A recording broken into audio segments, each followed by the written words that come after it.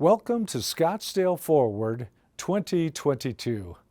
Scottsdale has proven we are very strong and resilient throughout the pandemic.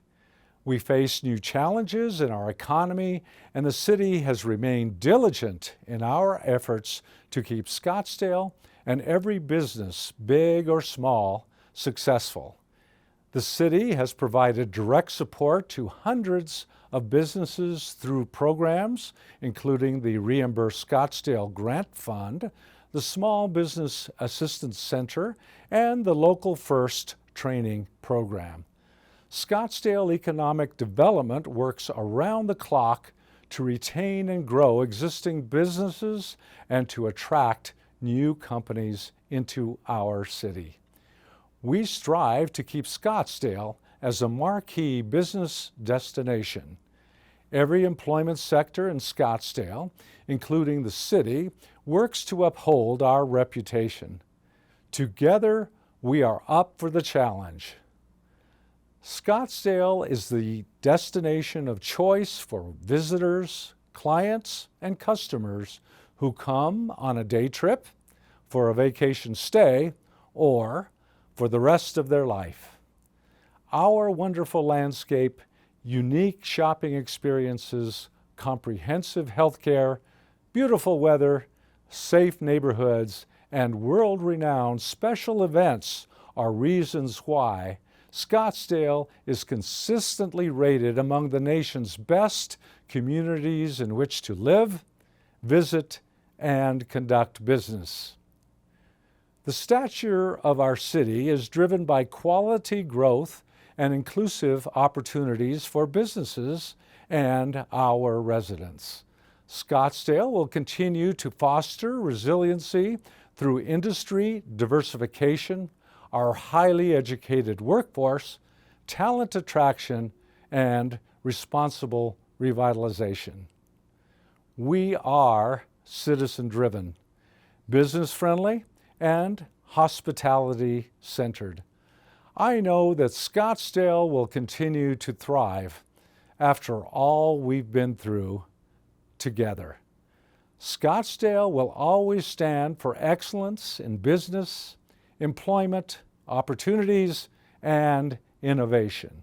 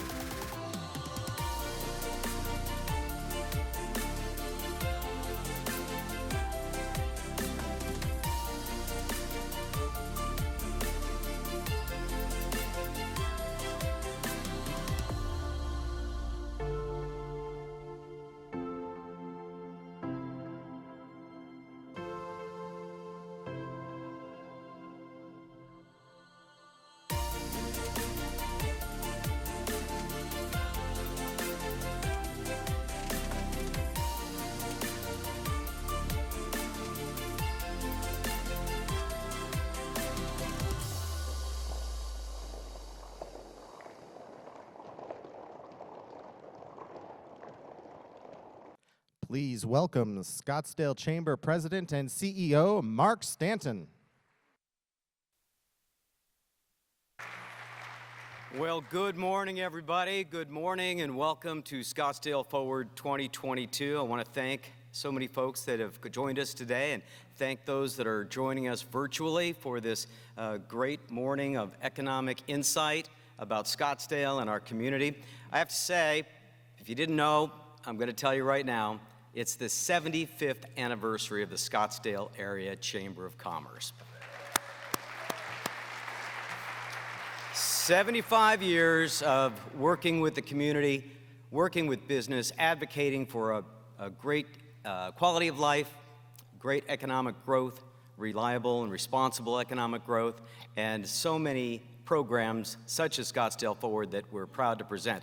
In honor of our 75th anniversary, we have committed that this program will be no more than 75 minutes long. So if you want to start your watches, we can tell you it's going to get going here pretty quick. I want to thank the mayor for that great introduction. Mayor, you and your team at the city are doing an amazing job working with the chamber and working with the business community, encouraging economic development, encouraging quality of life, and we're very grateful for the longstanding and continued partnership. I have to say that I want to give a shout out to Gerd Wursteman. Gerd Wursteman, in charge of Scottsdale Center for the Arts. Gerd, thank you so much. Gerd is a great colleague and a champion for the business community and for the cultural growth and sustaining a remarkable level of quality of life. And I want to thank Gerd for hosting us today here in this wonderful Scottsdale Center for the Arts. And I also want to thank his team, his incredible team here. Thanks so much to the sound engineers and all the folks that are helping out making today work so well technically. So thank you, Gerd. Then also, I'd like to thank our dignitaries that are joined us today.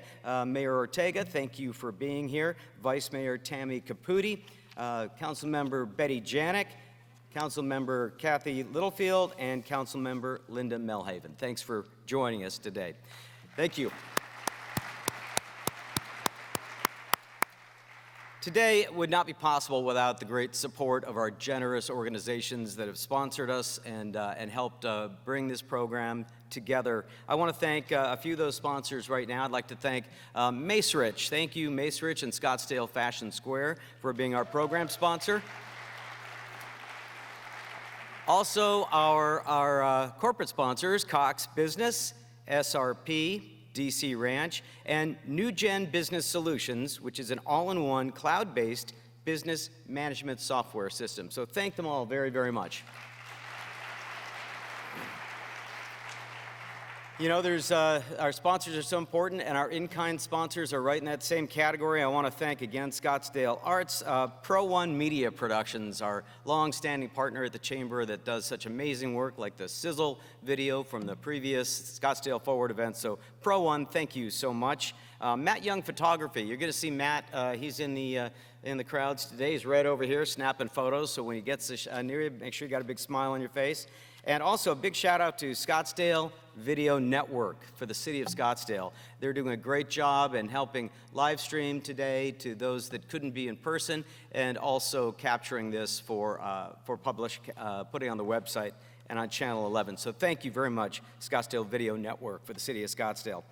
Also, I want to thank so much of the Scottsdale Area Chamber of Commerce Committee that put this together and has done such a great job to help us pull together what I think will be a remarkable morning of presentations. And with that, it is my honor to introduce, video-wise, a important and strategic ally to the Chamber. The Economic Development Office for the City of Scottsdale does some amazing work. Between the research that they do, working with business attraction and retention, they are very thoughtful, they're very insightful, and they are a great partner to the Scottsdale Area Chamber of Commerce. So please welcome Economic Development Director, Mr. Rob Millard.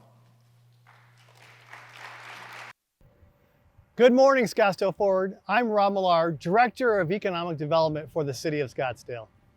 Thank you to the Scottsdale Chamber of Commerce for holding this annual valuable event where we examine the critical economic issues facing our community. People often ask, what does the future of economic development look like for the City of Scottsdale? What industries are expanding and growing, and what the city's strategic vision looks like. In Scottsdale, we don't just hope for economic success, we plan for it. Our most recent economic development strategic plan was adopted by the City Council in April of 2021 and is built on the vision that Scottsdale is a prosperous and sustainable destination for diverse talent, investment, and innovative businesses. And this, Scottsdale's corporate corridor, is a critical component of our future. The corridor is over 800 acres of prime state land in the area of Hayden and the 101 freeway that is available for continued corporate headquarter growth, offering incredible views of the McDowell Mountains and nestled within the natural beauty of the Sonoran Desert. The area offers easy access to airports and top talent from around the valley. More than 15,000 businesses with 21% of Arizona's corporate headquarters already call Scottsdale home. Our population growth is 3 times the U.S. average and growing. Retaining and expanding Scottsdale's corporate presence within our target industries of IT services and software, financial and insurance services, healthcare, logistics management, and tourism remains a top priority. Scottsdale has seen notable employment growth in finance and insurance, with jobs increase of 35% just from the period of 2016 to 2021 alone. Healthcare jobs also increased by 19% in that same time frame, with a total jobs increase of 9%. Businesses are choosing Scottsdale because we continue to be nationally recognized as one of the top markets for business performance, job growth, and livability. Scottsdale's corporate corridor is already home to companies such as Nationwide Insurance, Axon, Choice Hotels, and development projects such as Illume, One Scottsdale and Cavison, and is well poised for future corporate growth. We look forward to sharing future updates on the Scottsdale corporate corridor as we advance our strategic initiatives. Thank you again to the Chamber and our community stakeholders for helping to shape and drive our economic future.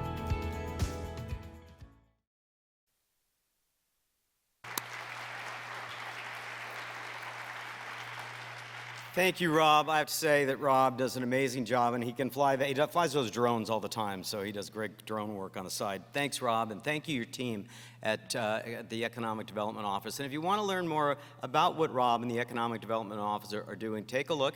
Choose Scottsdale. You'll see a number of programs. They've developed a whole new brand of positioning for the economic development efforts, and it's well worth some time. So please take a look. Check out the website as well. Now today, I mentioned that we're going to be doing a little a snapshot of economic development. And in the past, we've had a keynote speaker for Scottsdale Forward, and then we've gone into a panel discussion. And we've mixed it up a bit this year. We're going to do things a little bit different.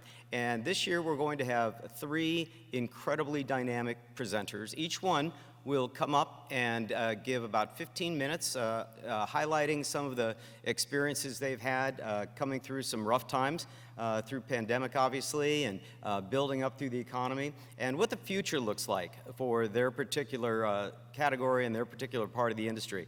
And then we're going to actually then have Rachel Sacco, the president, the CEO of Experience Scottsdale, will come on stage and have some questions. Some questions came from the audience prior to the event today, and she'll be asking then some questions, and then the next presenter will come up and do the same format, and then Rachel will come back out. So we'll get a snapshot of each one of those individuals and presenters, and then Rachel will be asking them questions. You know, I have to say that as we look at these speakers and these presenters, and we were talking today about hospitality, resorts, retail, restaurants. When you know how diverse an economy like Scottsdale has, there are pillars of industry, and Rob highlighted a few industries and businesses, but the tourism and hospitality industry are really critically important. They are the real pillars of economic development and, frankly, quality of life in many, many ways. As you'll see and you'll hear from the presenters today, you'll be able to find firsthand what an important part of economic development, retail, or resorts and restaurants are, because frankly, hospitality is the window for economic development, because no one's going to move a business or start a business unless they've spent time in that community. And that's what this organization, these presenters are going to bring to the table. I have to say that, again, we're very happy that Rachel Sacco is going to be here. She's the president and the CEO of Experience Scottsdale, and really she and her dynamic team have spent decades building and guarding the brand of Scottsdale, of which the business community and the residents fulfill against that brand promise for all the visitors that come to Scottsdale. But I'd like to give a big round to Rachel Sacco and Experience Scottsdale for what they do. Just a remarkable group, and I'm proud that they're such an important part of the chamber, and they're with us today. So thank you, Rachel. She'll be out in a few minutes. But we're going to kick off the program today with one of our key speakers today. We're going to start today's presentation with Kate Birchler. Kate is the Vice President for Macerich, and she is in charge of tourism. She handles marketing, she handles advertising, strategic direction.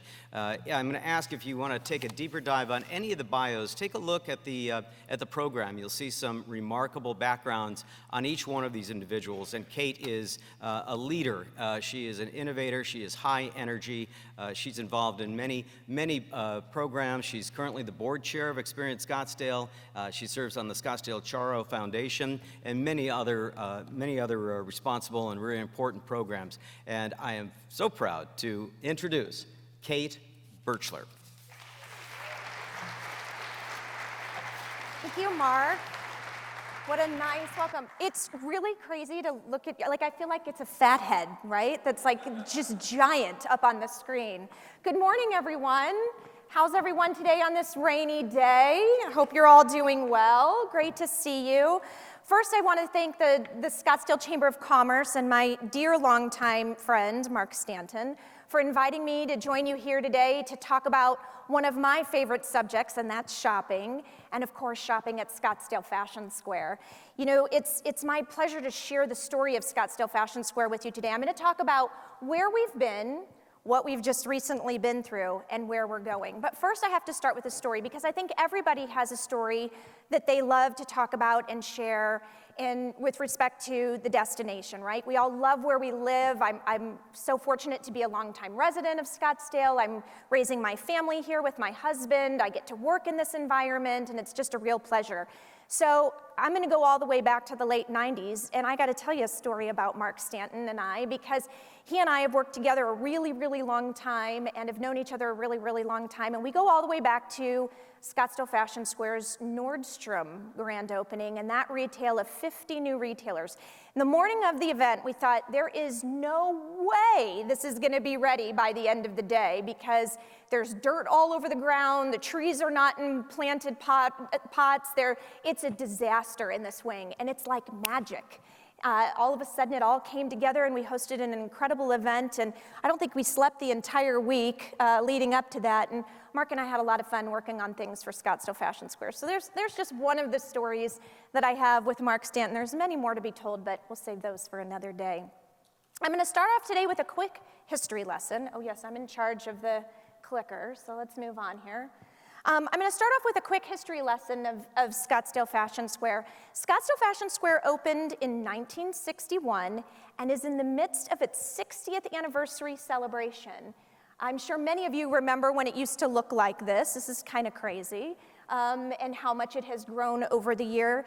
In fact, this is the epitome of an evolutionary asset. Scottsdale Fashion Square has undergone 14 redevelopments and is known as the best address that just keeps getting better.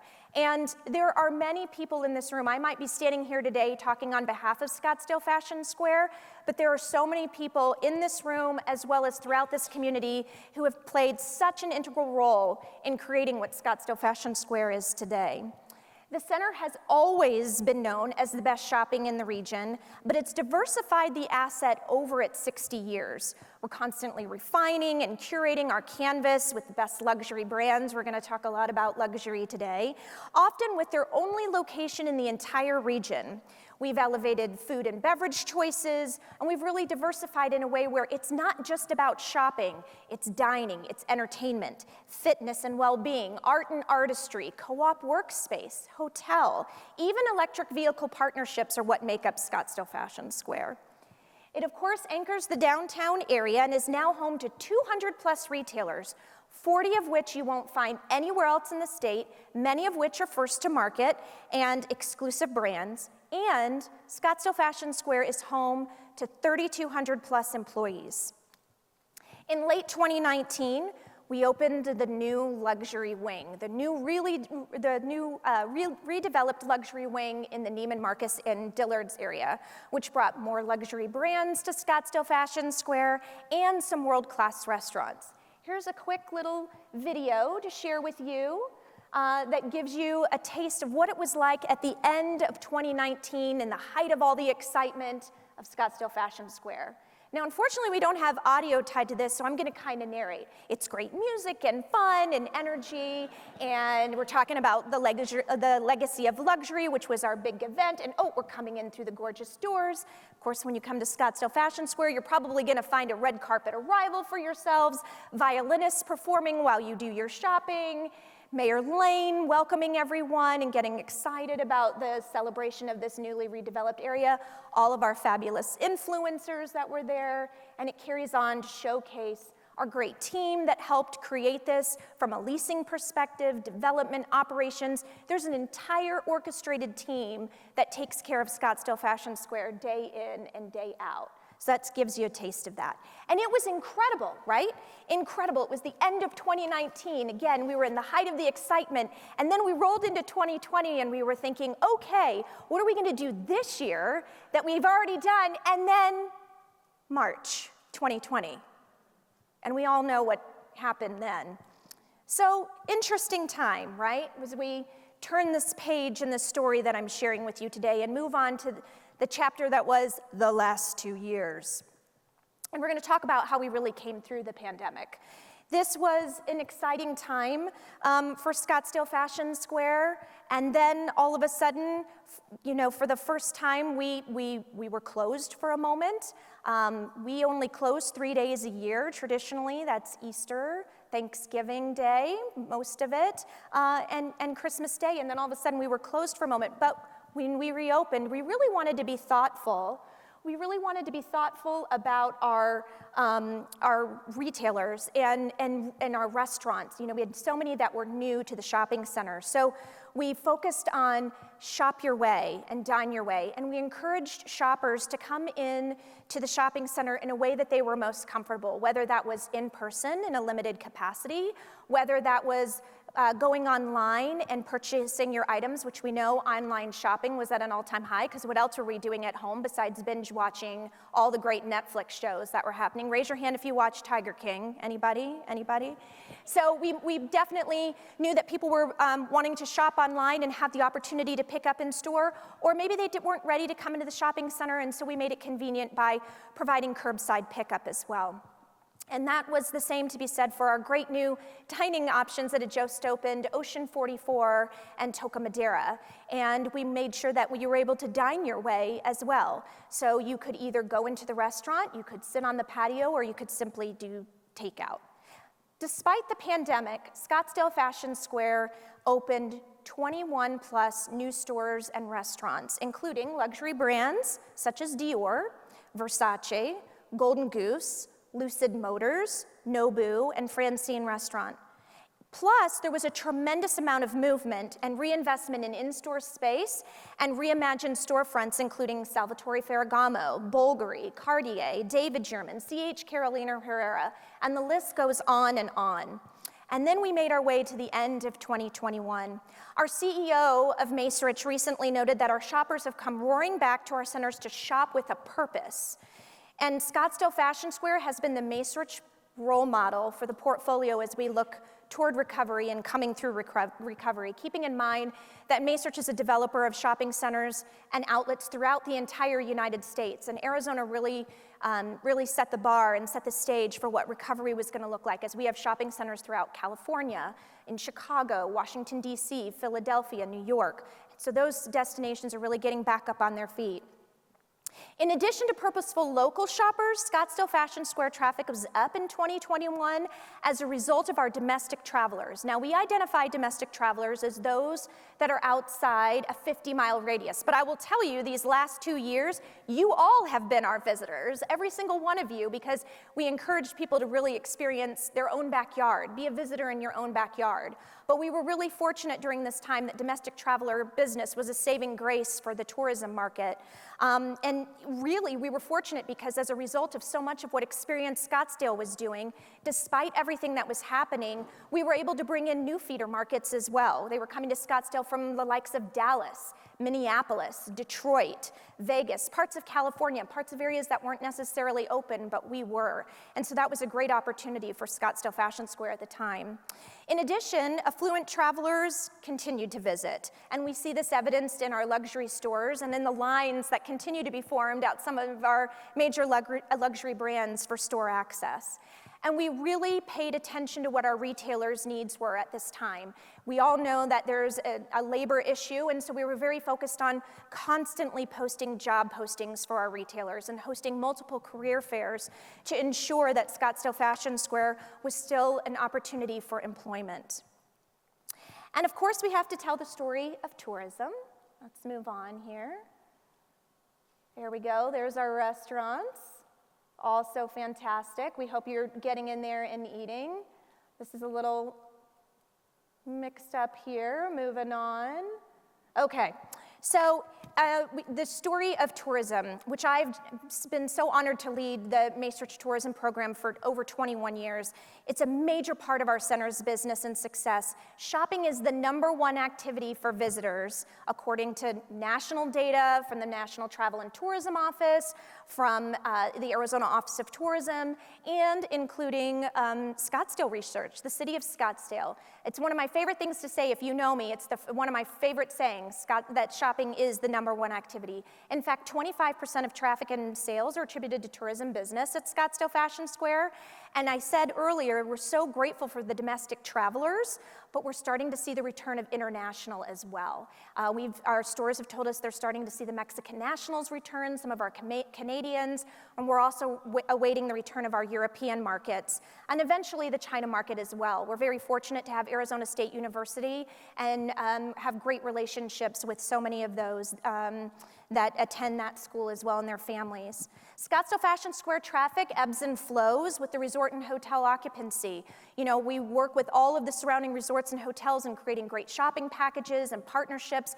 We work with everyone in the destination, including Jack Miller, who you'll hear from in just a few minutes, from the Fairmont Scottsdale Princess. And we've got a great partnership with the Arizona Office of Tourism, with Visit Phoenix, and especially Experience Scottsdale.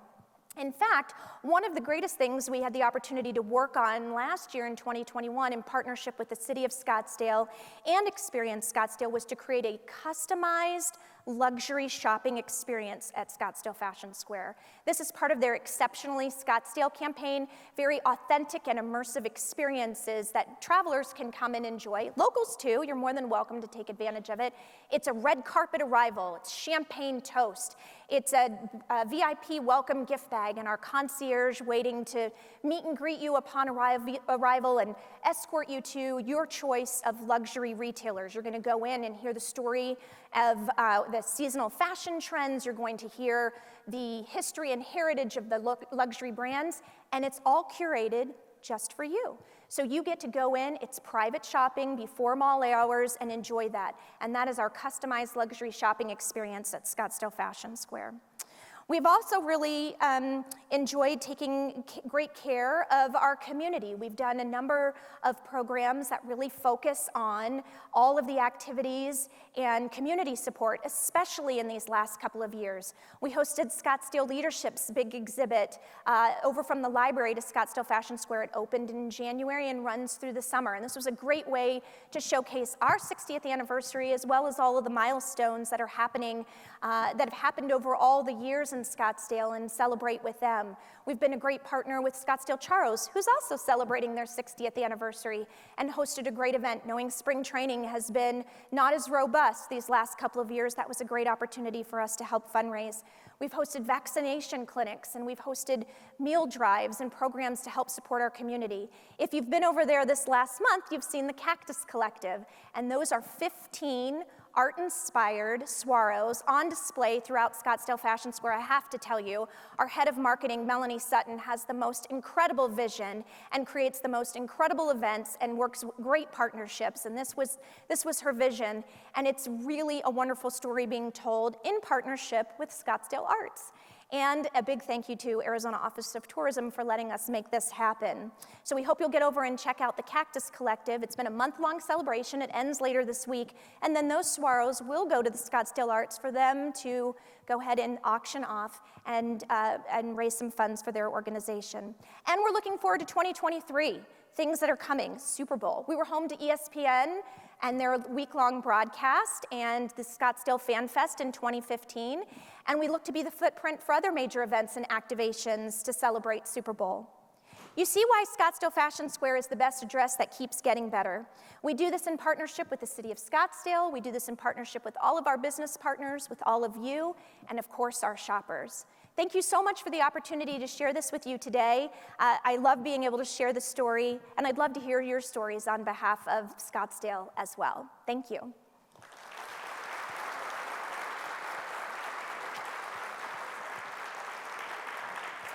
Kate, that was amazing. Hi, everybody. How are you? Aren't we blessed to have Scottsdale Fashion Square with us in Scottsdale? I've got a couple of questions that I know the audience would love to hear some answers to. So, number one, we know that in Scottsdale, Fashion Square is kind of the gem for us, but it also has to be the gem in the crown, if you will, for Macerich, because look at all the luxury that you have brought to our community. So Macerich has leaned into luxury, which has obviously helped your company, helped you at Fashion Square.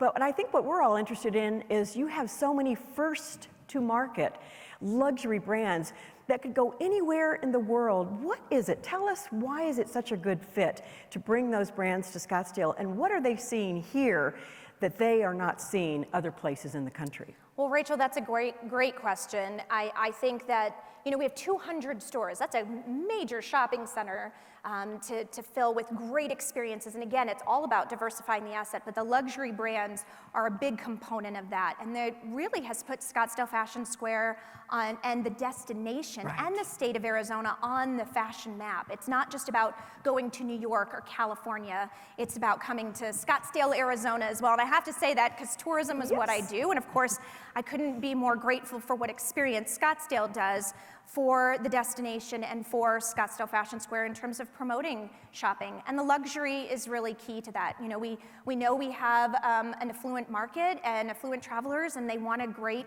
shopping experience. And so I think you'll see from what our team has done, that the luxury brands continue to be the forefront. But there's so much to offer at Scottsdale Fashion Square too that appeals. The restaurants are great restaurants to get into. They're very chef-driven and very culinary focused, and that's a great asset to have in the destination as well. Well, residents and visitors love Scottsdale Fashion Square. I think one of the surprises for all of us during the pandemic was how incredibly, I guess, robust the retail sector was. I mean, people were shopping even during the pandemic when they were able to get to the shops. And so it feels like that part has been a great recovery and a great win.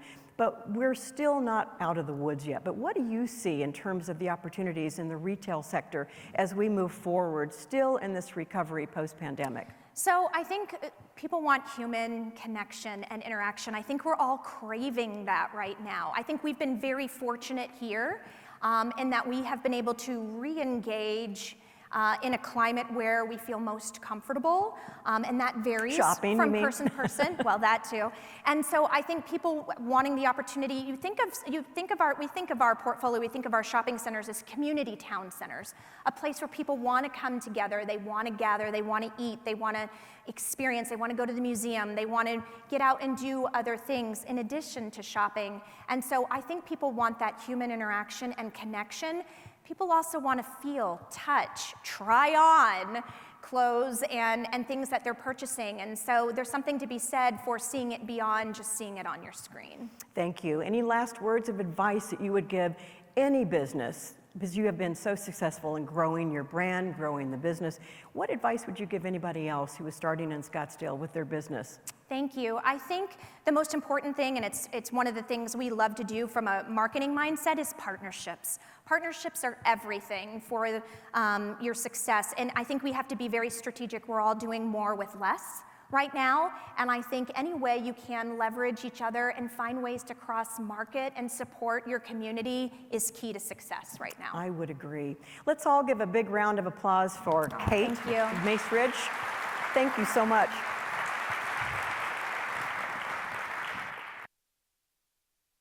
Thank you so much, Rachel and Kate. I have to say, Kate's energy is infectious, and she does a great job for not just Scottsdale Fashion Square, but Macerich has 40 different properties, and she's responsible for helping manage tourism engagement for all of them. So thank you very much, Kate. And Rachel, I know we'll see you again in a few minutes. Another thought about Rachel you should know is Rachel serves on the board of the U.S. Travel Association in addition to her responsibilities with us here in Scottsdale. Next up, we're going to be excited to welcome our next speaker. I should also mention that each one of these speakers represents an organization, but these organizations employ directly and indirectly thousands of employees and throughout the Scottsdale area, and we're just so grateful for that. But our next speaker is a very innovative CEO, and his name is Ryan Hibbert, and Ryan is the CEO of Riot Hospitality Group. And Riot is responsible for a number of very forward-thinking restaurant concepts and bar concepts, and those include Riot House, of course. That includes Dirk's Bentley's, Whiskey Row, Farm and Craft, Jefe, El Jefe, and a number of others. And he'll give you a little insight on that. But I have to brag on Ryan a bit, because not only is he his company a major employer and investor in the Scottsdale area and all the businesses that he has there, but he has responsibility for restaurants across the country. Riot Hospitality is engaged in restaurant business in Denver and Chicago and Atlanta and many other areas, and they do a remarkable job. If you haven't had the chance to visit one of their restaurants, I encourage you to. Lots of fun, innovative, high energy, and please welcome CEO of Riot Hospitality, Ryan Hibbert.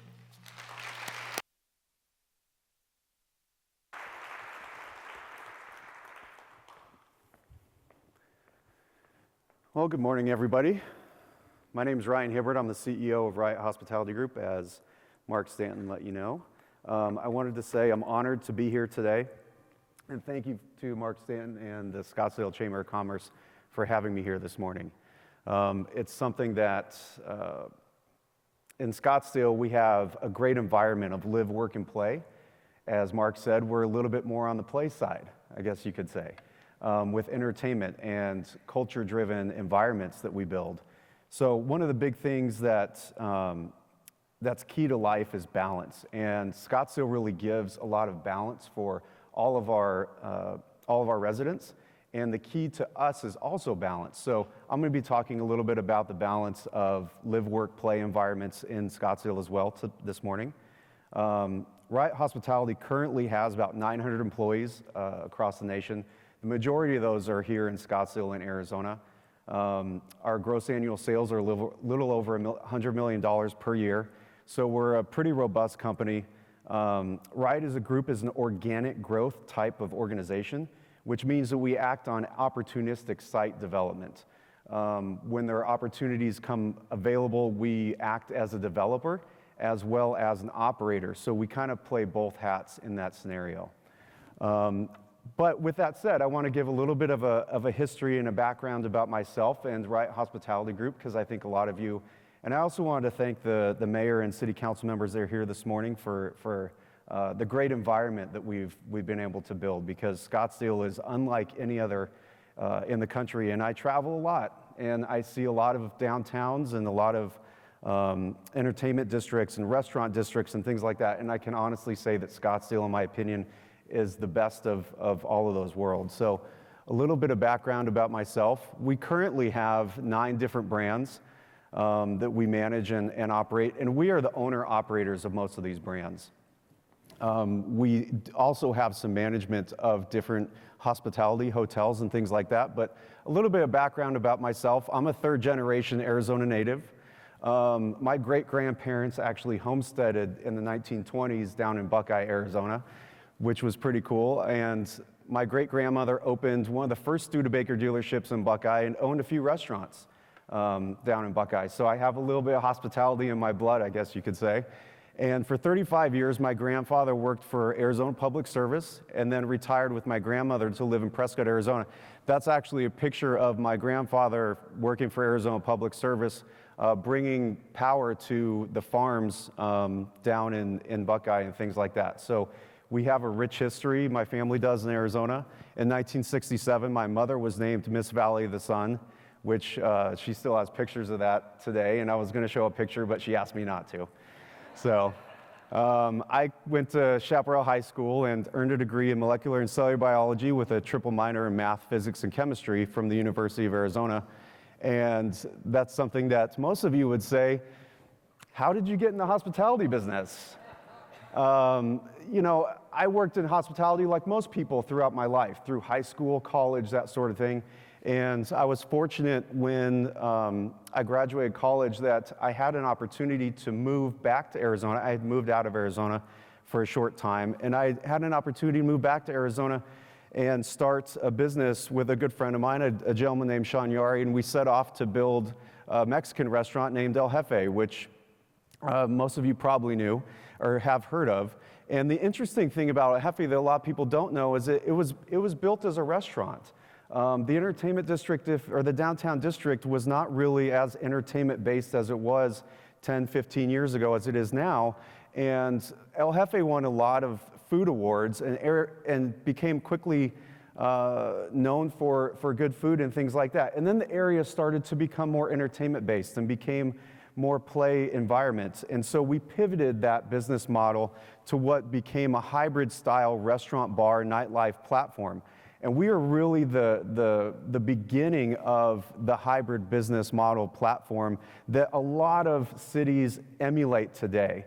A lot of cities are jealous of Scottsdale, of what we have, because of the operational platform and the success that we've had in the downtown. So with that success of our hybrid business model, I met Dirk Bentley, and I basically talked with him, and he came to our office, and he was super interested in basically developing a country music brand of that hybrid business model, which is now Whiskey Row. Dirk Bentley Whiskey Row was born here in Scottsdale and currently has numerous locations across the country and is highly successful. And Dirks was very involved in the design and operation of those menu items, as well as the business and the design and everything else. You can see down here, he loves Stubbs barbecue. So he was talking to us about doing a barbecue item on our menu, and we had barbecue for a while, and then we kind of got away from it, but we're trying to get back into some barbecue, which is kind of neat. So Whiskey Row Scottsdale has had some great country music stars like Luke Bryant, Jason Aldean, Darius Rucker, Dustin Lynch, even Kid Rock, and you can see hanging out with Dirk's wearing an El Jefe hat. And no, that black t-shirt is not the same t-shirt. That is a different t-shirt. As I put these together, I'm like, wow, I'm wearing the same t-shirt. That's nice. But yeah, so we've really had some great support from the country music society coming to Scottsdale. And I can tell you that Jason Aldean has opened his own location similar to Whiskey Row. So is Luke Bryant, based on the Whiskey Row business model, which all started here in Scottsdale, which is pretty cool. And one of the big things that's important to us is Riot Hospitality is really a restaurant-based company at its roots. And our continued growth in Scottsdale was important to us to develop some different types of brands. So Farm and Craft is a health food restaurant, as most of you might know, down on Scottsdale Road. That used to be Mr. C's Chinese restaurant. Started in 1965, and we took that over, and we really renovated that building to be indicative of what's great in Scottsdale. The weather, the open air environment, the inside-outside feeling that you get when you want to dine in Scottsdale. And this is such a great example of that. And Farm and Craft is extremely successful and generates annual sales of over $2,000 a foot, which is really, really incredible. And if you want to check it out, ilovefarmandcraft.com. But we have another great restaurant that we've opened, Hand Cut Chop House, which is over in the waterfront. We really try to evolve the restaurant dining space to make it into things that really span all demographics. So you can come here and you can enjoy a steak, but our steaks are moderately priced. They're probably from $40 to $60, and you can also enjoy a full mixology bar and world-class wine list. So you can really spend at the higher end of Scottsdale environment, or you can enjoy a regular lunch and still get the same level of quality, which is really important to us. And then continued growth, we also have a number of things in the entertainment district. We own probably about 75% of the entertainment district concepts with Riot House and District and Clubhouse and Maya and soon to be Maya Hotel. It's something that we really encapsulate the live, work, play environment. And I'll talk a little bit more about what we're doing to really give safety and make people feel special and important when they come down to the downtown, because that's really a key to making things safe in our environment and maintaining the character plan moving forward, because the character plan is what it's got us here. And we want to make sure that that's something that continues moving forward in the same positive direction. But the continued growth of Riot Hospitality, our success in Arizona and in Scottsdale has been able to create and expand the brands to other states, like Whiskey Row in Nashville. Whiskey Row in Nashville is one of the premier live music venues in the country. Dirks has performed on the rooftop with Good Morning America, Entertainment Tonight on April 6th. But this is on the famed strip with Tootsie's and the stage and everything else. And again, this started in Scottsdale, so it's really, really neat that we've been able to do that. Gilbert, Arizona, we opened a Whiskey Row. We opened a Whiskey Row in Colorado, and we partnered with the Montfort family, who own the Colorado Rockies right across the street. We actually combined 4 downtown parcels, which was very, very difficult to do. And it's been a huge success in the Whiskey Row in downtown Denver, and we're continuing to grow in Denver as well. Chicago is also another example of growth in the downtown River North area. And we're also involved in hospitality management. So we are part of the F&B for the Caesars Republic in Scottsdale, which was actually, Kate did a fantastic job talking about Mace Rich, which I didn't know if I could follow, but I'm trying. So our hospitality management is a big piece of our business. And the hospitality management is partnered with Caesars Entertainment for the hotel, and also Starwood Capital for Handcut we're building in Nashville. Again, another chop house, which is design-driven and culturally gonna be a great thing. So one of the big things that's really important to me, excuse me, is our community support. And we've developed an organization named Riot Gives Back. And the ability to give back to our communities is the number one thing that I would say to all business operators, is that it's so important. Our 3 pillars of giving are first responders, military members and their families, and the compassionate care of children. As you can see, we love doing our annual Boys and Girls Club event, where we feed families from the Boys and Girls Club. We also give back to our first responders. And our veterans, we love supporting our veterans as well. And I spend a lot of my time giving back to Phoenix Children's Hospital, the Autism Speak Walks, and all those sorts of things are really something that I find personally important, and our group finds important. And because of this, our success, we've been honored to win some of great awards along the way. We've been voted Best Restaurant Group 4 years running by Arizona Foothills Magazine. We're actually Arizona's fastest hospitality company, growing by Inc. 5000 magazine. We were honored to win the Industry Leaders Awards for Hospitality and AZ Business. And we were also voted one of 40 most philanthropic companies in Arizona by AZ Big Media. So those are things that have come from, again, Scottsdale, and the success that has come from you all as an important piece to helping us build our business. Some things on the horizon: we're currently building a multi-unit development in the north area, which I can't really divulge the area yet. But it's a Farm and Craft Whiskey Row and a Flint restaurant, which are all of our restaurants, and it'll have some great live music for country music and things like that, and a beautiful new restaurant in Scottsdale in the downtown that we're working on as well. Overall, I want to say a big thank you to our Riot Hospitality Group team, who some of them are here this morning. And without them, none of this would be possible. We really feel that the community organization is important and the support is important. It all started here in Scottsdale, and quite frankly, every single one of these people is really some of the best in the business. So we're super excited and happy to be a part of the Scottsdale community. Thank you.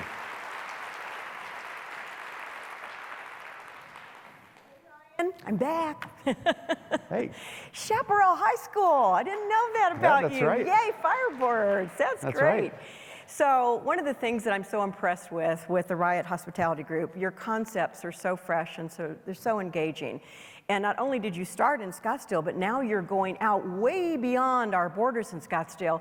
So my question is this, you still keep coming back and investing in growing in Scottsdale. What is it about Scottsdale that is such a great fit for your concepts? That's number one. And the follow-up question to that is, since you're out in some of our competitive markets, is there any secret sauce that you can tell me that we need to know about so that we can keep Scottsdale on the forefront? But number one, why is it such a good fit for your concepts in Scottsdale? So Scottsdale is interesting. The demographics are fantastic.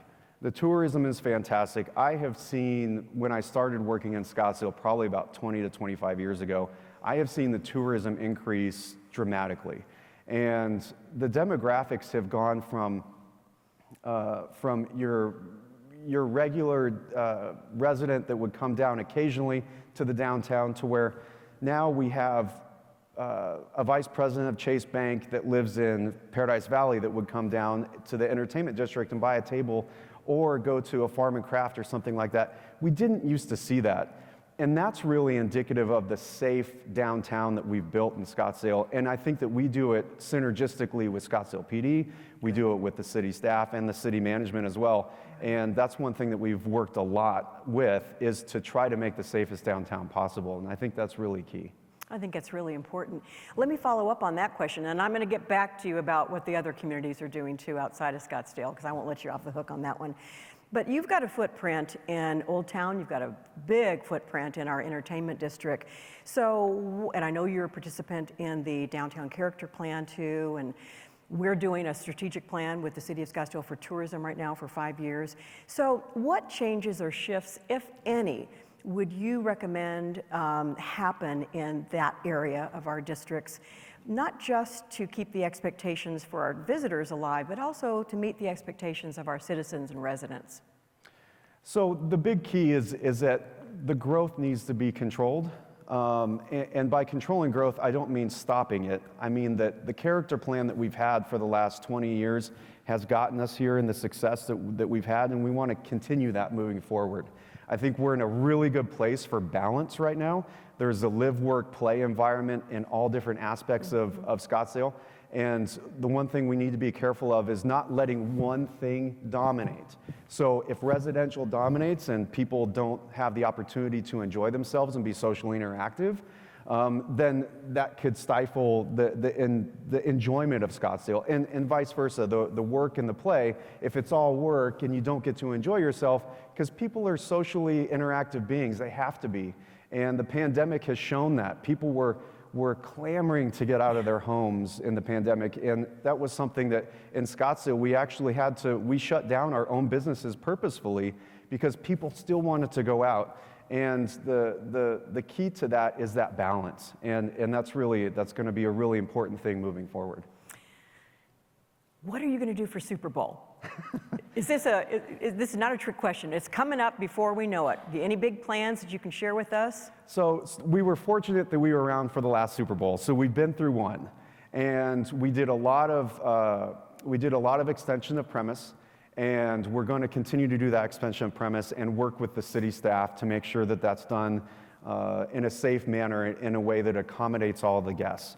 Obviously, waste management is a big piece to that. So Obviously. having the synergistic, operations and management with waste management during that Super Bowl event is going to be hugely important. But we're fortunate because we've been through the Super Bowl before, so we understand the types of ramping up that need to be done. And I think that it's a tremendous opportunity for Scottsdale. Thank you. Okay, one word or two words. Is there anything that Scottsdale and the tourism industry can do, along with the Chamber's help, that other communities are doing that we should be eyeballing? Anything come to mind? I would say, and it's hard, one word, but I would say that Scottsdale is at the forefront and actually doing, in my opinion, a better job than most. So I would say continue to do what we're doing, and that's really key. Well, that's great. Thank you for everything that you do for creating our brand and being a place for visitors and for residents to actually enjoy. Thank you so much, Ryan.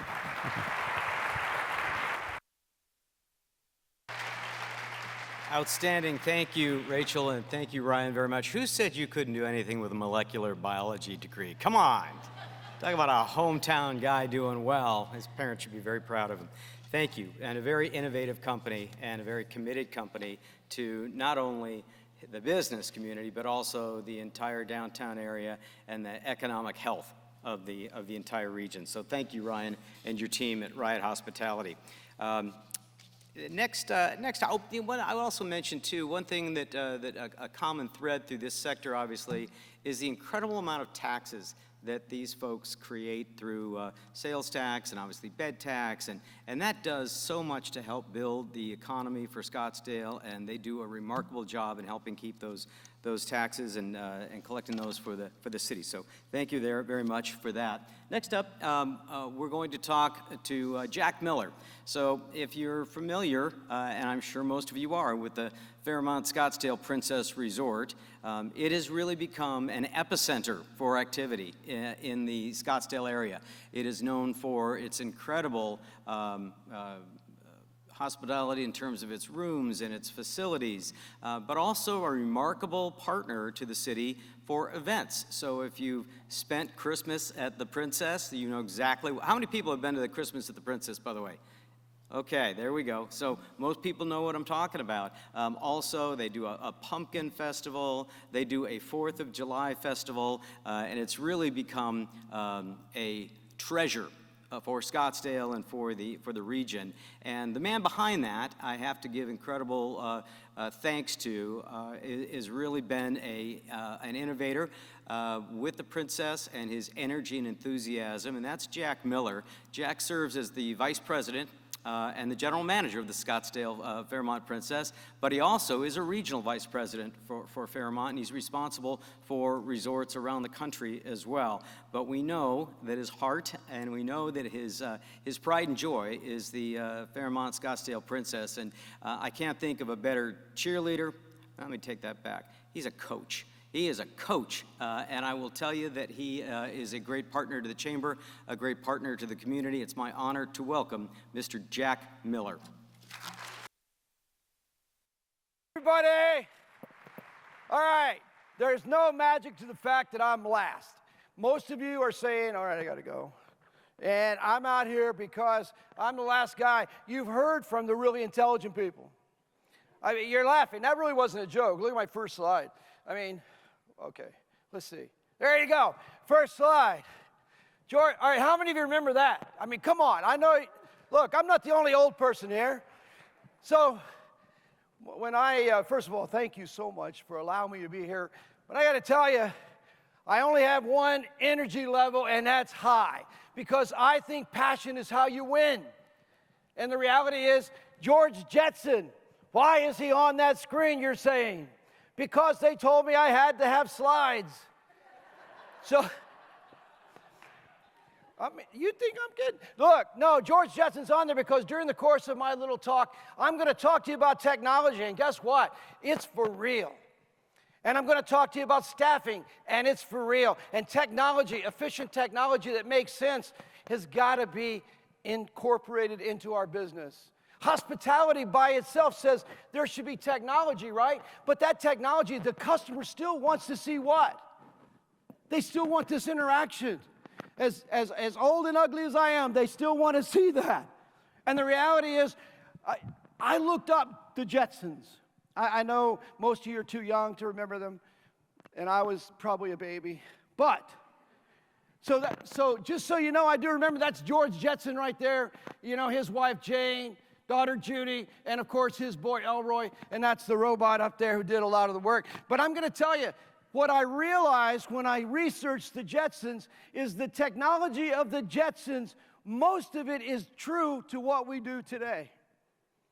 I'm also going to talk about relevancy. Relevancy is the fact that technology has to be woven into your organization. You don't have choice. But most of you may be in organizations that technology is off the charts. Hospitality has been limited to maybe behind the scenes, maybe a key card. So what do we know about the Jetsons? Just a couple of things before we move on. So, by the way, somebody has thought that I have incredible dexterity. I've got to pull the card and change the slide. So what technology? I'll just give you a quick few. Number one, flying cars. Thought that would never happen. So I Googled it. Yes, last year, BMW, they tested a flying car, but it's been out there for a while. Oh, by the way, can you imagine a wristwatch that has your calendar on it and you can actually talk to people? They had it in 1962. They said it was going to occur in 2062. We beat them to it. You know, oh, this is my favorite one. I got to skip to it. They had Alexa back then, too. George would walk in and say, honey, what's for dinner? They'd pop out of the wall. I mean, it's not exactly like that now, but I can turn on my microwave that way when I'm in trouble. My wife didn't cook for me. All right. How many of you been on Zoom calls? Yeah. All right, true. How many of you just love those 3-hour Zoom calls? Yeah. Look what George did. This is in 1962. He's talking. George isn't even there. I mean, I had a nice background on my Zoom calls, but I'll tell you what, if I had found a cutout for Jack Miller, I would have put it on there. Yeah. Somebody wants to cut out Jack Miller. I agree. Look, the reality is that this technology existed in somebody's mind. Why do I say that? I say because I think as we look forward, we've got to be just as creative as the Jetsons directors and producers and writers were, because they just dreamed. Scotts is an incredible destination, but we have to dream, and we have to continue to dream. So technology, I'll give you a few facts so you think it's not all just the Jetsons. In the past 10 years, technology has driven more changes to the way we live our lives than occurred in the last 100 years. And it's not going away. Rapid transition to the way we have driven by technology continues to grow globally. It isn't expected to slow down, and it's going to continue at a very rapid pace. Here's a big idea. When we were coming out, I'm not even going to say the word. I'm going to try not to anyway. When we were coming out of the last 24 months, we weren't closed. I wrote this sentence on a chalkboard. And this is what it says. Resilience and relevancy is the ability to pivot business practices and adapt to change critical to the success of our business. There was a thing, where we, sacred cows and all that, if anybody is still living in that world, we can. And technology is a part of it. I would say this as well. It would have been so great to be able to direct the future just by writing a script, hiring actors, and playing it out. Actually, that's where we were at the Prince's 24 months ago. And by the way, I almost to the week, almost to the day, that we had to realize something happened. You see how technical my slides are? My daughter made that last night. So we had this great business plan. The forecast looked awesome. 2019 was a record year. Our forecast and budget for 2020 was another record year. But something happened. This is called Scottsdale Forward, so I hesitate to tell you how good I am at predicting the future. So when this started happening and we started hearing that people were shutting down businesses and hotels were shutting down, I got all my guys together. I rolled in a cart of tequila in shot glasses and a cart of water just to make sure if you didn't drink, you didn't have to. And I said, all right, you're looking at a guy with gray hair. I've been around for 9/11. I've been around for SARS. This is okay.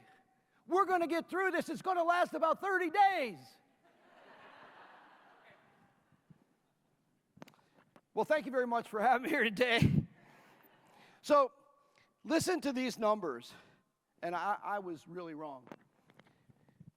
Unfortunately, I was really wrong. Hospitality saw 90% of its hotels closed. The Princess did not close. Over 8 million jobs were lost. That's 70% of hotel employees. Revenues dropped $400 million per day, $40 billion in total revenues at the end of 2020. Although the Princess remained open, we, in a 48-hour period, went from 1,200 employees to less than 50. No matter how good our plan is, it doesn't work without guests. And without guests, you don't have employees. And without an incredible destination, you can't compete with the rest of the country, which we do. So we had a choice. This is history. We said, what are we going to do? We can't control the uncontrollables, and I am actually a control freak, sort of. Yeah, a little bit. And oh, I felt so out of control. And you know what? Whether you want to admit it or not, we all were. You can think back. So we said, what are we going to do? Well, we had been known for a few things. So I'm just going to mention what we decided. We have always been an employee-centric hotel. So we met the needs. We said, look, we're going to meet the needs of our employees, the immediate needs of the employees. And we got together and served 35,000 meals to those employees and their families. I almost get choked up just saying it because I remember those days. 35,000 meals to the employees and their families over a period of 90 days. You can say your family to a corporate office. You can say your family, but what do you do to be family? Guess what? When we called, yeah, I'm glad for that. Guess what? Well, we have 1,400 employees today. 1,400. And show you this. We said that heart was going to go on the side of our building until all of our full-time employees came back. It remained on the building, but 5 months later, all of our 600 full-time employees were back working. And I'm proud of that. So we fed our employees and their families. We turned our retail shops into grocery and sundry stores, open to local residents, because we're part of a community. And our employees carrying products like milk, eggs, staples, and of course, toilet paper. A lot of toilet paper. We also, you might have visited. We actually started something called drive-in movies, where people could feel safe. They stayed in their car. One lady did complain. She said that the car next to her was too close. She was concerned. But that's the hotel business. We kept all of our employee benefits intact. We let employees who didn't have hours borrow vacation time from future days, future years. And then these things bridged the gap between the government and what the government was doing and what we needed. And when we recalled them, they did come back, even though some of them could earn more money by staying at home. So what do? We asked ourselves, what do you do? So now that we've gotten to this point, we called it revival. So this is one of the slides we had up on the wall. I love sayings, whether it's from Remember the Titans or in this case, you know, you can read it probably from your seat, maybe, I don't know, but it just talks about revival. It talks about being positive, and that's what we were. So here's what we did. Even in our darkest time, we said we're going to focus on what made us great. So we focused on our key marketing successes. These were experiences for families and couples. We created service excellence. We said no matter what it looks like, we may be delivering your room service in a bag, but the reality is it's going to be a nice bag. And you know what? That plastic's going to be the best we can buy. But the reality is we're going to still deliver to our core. We didn't become somebody different. We just realized what we could do and decided to deliver on that. So what kinds of things did you do? Well, I pulled this slide out, one of my favorite slides, and that's your own Mark Stanton looking at the fireworks with his son on his shoulders, and we create memories. That's what we do. I'm in the hotel business, but I got to tell you, there are a lot of hotels out there, and they're competing with me, and I got it. But the reality is everybody's got a hotel room and a toilet and a bed. I got experiences, and that's what people are buying. So what did we create? We created pop-up restaurants, outdoor restaurants, one called the Spookeasy, the Lodge for Winter, the Winter Village, the Smokehouse Barbecue, a pre-ski Scottsdale. I know people are still looking for the mountain, but it's there. And then, of course, my favorite. Whoops. Okay, I don't know how to go backwards. So there it is. My favorite, Christmas at the Princess. Yeah. All right. I got 35 minutes left. All right. All right, so these initiatives, so here's what we realized. We need guests, And if we have guests, we need employees. So this gave us the ability within 60 days, by Memorial Day, to bring back 400 employees. Big idea? We focused on what we could do and not on what we couldn't do. What about the future of hospitality? Because I think that was on your agenda. So here you go. As you can imagine, it differs greatly based on each market. I have 3 hotels in Chicago, and that story in Chicago is totally different than the story of Scottsdale. I have a hotel in Austin, Texas, and a hotel in Dallas. It's on its way to be like Scottsdale, and I will tell you, what's exciting about Austin and what's exciting about Dallas is they don't have us. They don't have this destination. But they want our customer because customers are limited. In Chicago, for instance, 40%, or the occupancy of the office buildings is only at 40%. That's a core group of customers that we need in my hotels in Chicago, downtown. It's a whole different game there. But they're going after, guess who? Leisure customers. Those leisure customers are the same leisure customers that would come here. So is Austin. Everybody is. This is great news, that the fact that in Scottsdale right now, or in the Valley, we'll say, most hotels are anywhere from 80 to 90% of 2019. That's really the barometer. I'm going to tell you the Princess right now, I don't know if this is a trade secret or not, don't tell anybody, but the Princess right now is at 115% of 2019. And I think... Thank you. And we're at 1,400 people, which is more important to me than almost anything. Remaining relevant is still key. Delivering on guest expectations, still key. Remaining true to your core attributes and still adjusting to market changes. Be conscious of the fact that everybody wants your customer. So what about those employees? What about the future? What are those things in the future that we should be concerned about? Well, number one, the non-controllables. Hey, I don't waste a lot of time on the non-controllables. You can get sucked into that. We don't. At the Princess, in fact, I have a meeting after this. The reality is you're not allowed to talk about the uncontrollables and start bringing everybody down. We believe we can do anything. It's either people or money. COVID variant, gas prices, war, other destinations, those are all real. I don't control those, but here's what I can control. I need staffing. So what do they want? So here's what staffing wants. This is what our employees want. Number one, they want a company culture that matters. They want to matter. And diversity matters. Flexibility, flexible schedules, working from home matters. Personal well-being, mental health matters. The Princess, we are working on all these things, many of which we've implemented. Work-life balance. Do you know this one? Pay competitively. Like, that's genius, right? But I got one for you. Pay creatively. We have some individuals who want to get paid every day, and so they're able to get 80% of their pay, you may know this already, on a credit card every single day. The competition for staff will only increase. People are finite. The digital guest experience and its relationship to hospitality is real, and digital assistant technology, guests want that experience. That's number one.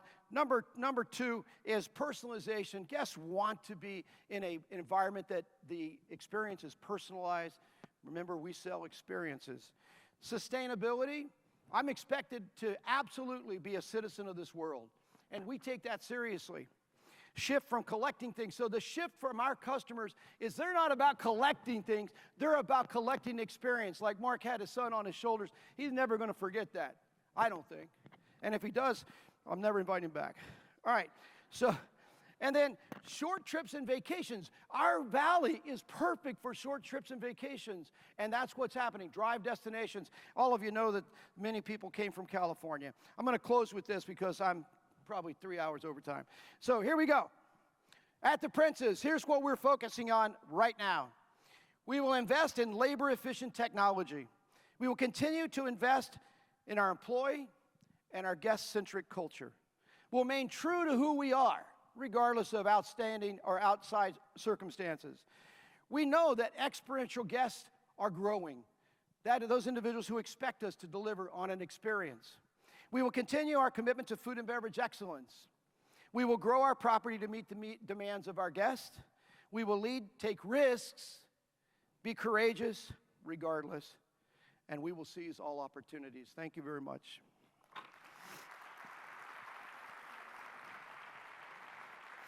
I told you. Jack, where's your passion? Rachel knows me. Where's your passion? Wait, can you put the screen back up real quick? So Rachel knows me. First of all, you gave me way too many things to do. I was going to, so here you go. Everybody watch quickly. Oh my gosh, there's all those employees who came back. That's my typical meeting. I think leaders do have to be willing to be open to suggestions, and I get a lot of them. And then this was my last one. I just wanted you to see this. Be strong, because things will get better. It may be stormy now, but it never rains forever. And we gave this slide to every single person who came to get food. We gave it to them. We gave them a slide on a saying every time they got a bag of food, and this was one of our last ones we gave them. So the rain did stop, I think. And it did stop today, too. I've just got word outside. It's sunny again. Jack, what can I say? I just got a press release off the press, and this is not a question, it's just a statement, and then I've got a couple questions for you. I just heard, tell me if this is true, that the company that Jack is under is called Accor, and that Accor has hotels and resorts throughout the entire world, maybe the universe, but the #1 hotel resort in Accor is the Fairmont Scottsdale Princess. Is this true? I mean, who's counting 5,422 hotels? And yes, we're number 5,400 hotels, and you're #1. Yeah, so yes, that's true. I won't say anymore because it looks bad. Well, I just love it. But yes, that's true.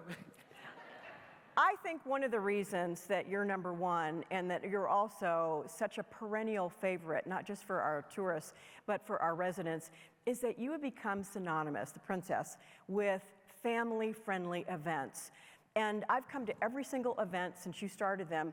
I know a little bit about Jack Miller, and I will tell you that while you have an incredible team and they contribute greatly, the ideas tend to come from you like Walt Disney. So tell us, share with us, behind the scenes, what was the original idea for your first event, which I believe was Christmas at the Princess? All right, I'll do this quickly. So I moved my family here from Florida. I was a regional vice president for a company called Intercontinental Hotels. I get here, the owners meet with me after I get here. They brought me here, and they said, if you don't make the mortgage, we're dangling the keys, whatever that comment was, and we're going to give the keys back to the bank. So I knew I had to come up with something. 3:45 on a Monday morning, I got out of bed and I wrote down, if it's happening in Scottsdale, we want it to be at the Princess. We love our city. We love what we understand with experiences. So I got up the next morning, told my team, I said, here's what we're going to do. And I went out and I bought a $90,000 Christmas tree, and we didn't know if we were going to make payroll. My controller said to me, you know we're going bankrupt. And I said, no worries. You understand bankruptcy laws? This is just another bill we're not going to pay. That's a true story. So I got to tell you, we never went bankrupt, and Christmas at the Princess is alive and well. It is fantastic. It's fantastic, and we are all so grateful. So now, that was it. The other ideas, honestly, I can answer it in kind of one quick sentence. You know what? When you see opportunity, you have a couple of choices. You can run from it, or you can buy into it. And we operated the way that you just buy into stuff. We'll figure it out. And you have. Thank you. So I was at the Waste Management Open, and I had a chance to be with you, Jack, and I forgot for just a moment when I sat there at the Waste Management. I don't know how many of you actually went this year. Oh my gosh. I actually forgot that we are just coming out of a pandemic, because it was just like pre-pandemic plus. And I kept thinking how wonderful the waste management has been for Scottsdale. It's obviously been great for the Fairmont Princess. But it also reminded me as I left that we are still on our road to recovery. And I would love to ask you, what do you see for the recovery of Scottsdale, the tourism industry in Scottsdale, as well as your own property? Yeah, I think it's the same as my property for Scottsdale. I just got to tell you, you cannot rest. I visit probably 10 cities a month. And these cities compete with me, San Diego specifically, Austin, many others. And what I will tell you is that they're having these same meetings. I mean, maybe not this one exactly. They didn't ask me to speak, but they have a little one. And they have these meetings, and they're saying to themselves, how do I get people who would go to Scottsdale to Austin, Texas? They're building more space for it. So I would just tell you, hey, let's just stay vigilant. The hospitality dollar, thank you, dollar runs through our entire community. So I would just say, hey, let's just don't rest on our laurels. Let's keep going. So what do you want us to do? What can we do as a community that would make you proud to say, I'm from Scottsdale, Arizona? Well, I can tell you one thing. Let's keep it, let's do this. Anybody who might know me, probably very few people in the audience would care, but here's the deal. Look, I'm an optimist. I really am, and I know that it's okay. Some people are not, and that's all right. I will tell you, we need to be looking at 5 years down the road. I've been here in this town when we went from number 1 to number 22, and that affected all of us. So I would just say this. Here's my optimist speech. This is so hokey, but hey, it works. Why can't we just hold hands and sing Kumbaya? The reality is we all want Scottsdale to be strong. We want it to remain beautiful. We want it to do all those things. We may disagree on a couple of things, but my advice to all of us, to my own staff, 1,400 people, try to put 1,400 people together and they don't argue from time to time, is hey, let's just agree on what we can agree on and make it happen. All right, give me your hand. Thank you, Jack, for everything that you have done for Scottsdale, for our community. That's amazing. And Mark, I think you wanted us to stay here? I do. Was I wrong about Jack being a coach and a cheerleader? I think I might have. And he's not even drinking coffee. Are you kidding me? That's real. And I want to thank Jack so much for all you have done and continue to do. And I have to tell you, that picture of my son and I just almost brings a tear to my eye. That's such a great memory for me and my family, and it's all due to the princess. And he's getting a little bit older, so maybe next year I'll be on his shoulders. But thank you, Jack, for all you continue to do. You epitomize the spirit of Scottsdale. You bring in a love, a true passion to the industry and to what you've done for this community and for the employees. Hats off. Thank you so much. Thank you. And I'd like to welcome all of our guest speakers. Kate Birchler from Macerich, if you want to come on out. Ryan Hibbert from Ryan Hospitality. Can we have a big round of applause for these guys? And of course, our very own Rachel Sacco from Experience Scottsdale.